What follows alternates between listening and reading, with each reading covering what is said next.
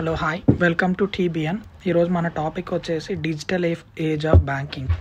ఒక సెక్టార్ చాలా ఫాస్ట్గా చేంజ్ అయింది టెక్నాలజీ వల్ల అంటే అది బ్యాంకింగ్ సెక్టార్. ఎందుకంటే 2000 బిఫోర్ బ్యాంక్స్ బయట క్యూస్ ఉండేవి, వెయిటింగ్ టైం చాలా ఉండేది డిపాజిట్కి కానీ విత్డ్రాకి కానీ క్యాష్కి కానీ.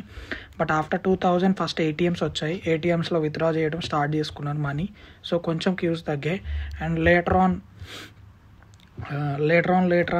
ఇంకా దాని లిమిట్స్ అనేది పెంచుకుంటూ వచ్చారు క్యాష్. సో వన్స్ డిజిటల్గా యూపీఐ వచ్చినాక ఆ క్యూస్ అనేది ఇంకా తగ్గిపోయినాయి. So 70% of banking through online అవుతుంది ఇప్పుడు. బట్ ఏఐ దాన్ని 90% ఆర్ 100% తీసుకెళ్ళిద్దా?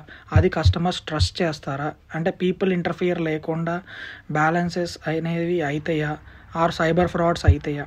అండ్ ఈ డిజిటల్ బ్యాంకింగ్కి వచ్చినాక బెనిఫిట్స్ ఎట్లా ఉన్నాయో నెగిటివ్ థింగ్స్ కూడా అలానే ఉన్నాయి. ఎందుకంటే ఓన్లీ 2025లోనే ఆర్బీఐలో నియర్లీ 65,000 crores ఆఫ్ ఫ్రాడ్ జరిగింది, సైబర్ క్రైమ్స్. సో అలాంటివి ఏఐ అనేది మారవగలిగిద్దా సైబర్ క్రైమ్స్ జరగకుండా?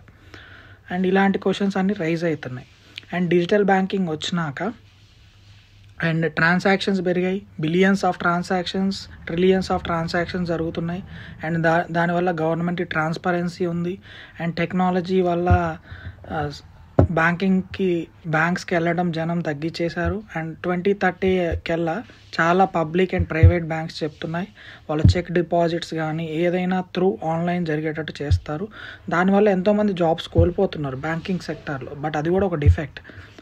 ఇంకా ఏఐ ఫాస్ట్గా గ్రో అయ్యే కొద్దీ ఇంకా బ్యాంకింగ్ సెక్టార్లో ఇలాంటి మార్పులు వస్తాయి. బట్ ఏ బ్యాంక్ విన్ అవుతుంది అనేది మాట్లాడుకుంటే ఎవరు టెక్నాలజీని ఫాస్ట్గా అడాప్ట్ చేసుకొని అండ్ ఎక్కువ సైబర్ సెక్యూరిటీ ఇస్తారు అండ్ ఎక్కువ జనాలు ట్రస్ట్ చేస్తారు, ఆ కంపెనీస్ ఫర్దర్గా గ్రో కావడానికి ఛాన్స్ ఉన్నాయి. ప్రజెంట్ ఈక్వల్ షేర్ ఉంది పబ్లిక్ బ్యాంక్స్కి ప్రైవేట్ బ్యాంక్స్కి.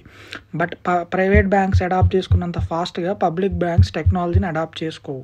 ఎందుకంటే దానికి కొంచెం slow process and restriction and rules and వాళ్ళన్నీ ఫాలో అవుతారు కాబట్టి. అండ్ ఇప్పుడు ఒకప్పుడు బ్యాంక్స్కి పోటీ ఎన్బిఎఫ్సిస్ అంత ఇచ్చేవి కాదు. బట్ ఇప్పుడు ప్రతి ఎన్బిఎఫ్సి కూడా వాళ్ళు లోన్స్ ఇస్తున్నాయి. నెక్స్ట్ ప్రతి బ్యాంక్ అయితే ఏం పని చేస్తుందో ఎన్బిఎఫ్సి కూడా అదే చేస్తుంది. సో ఇలాంటి కాంపిటీషన్ తట్టుకొని బ్యాంకింగ్ సెక్టార్ ఇంకా గ్రో కావాలని నేను కోరుకుంటున్నాను. అండ్ మీరు ఇప్పుడు బ్యాంకింగ్ సెక్టార్ ఎలా ఫేస్ చేస్తున్నారు అనేది కామెంట్ చేయండి. అండ్ ఇది టీబీఎన్ న్యూస్ మంచిగా వెళ్తుంది అని అనుకుంటున్నాను. చాలామందికి నచ్చుతుంది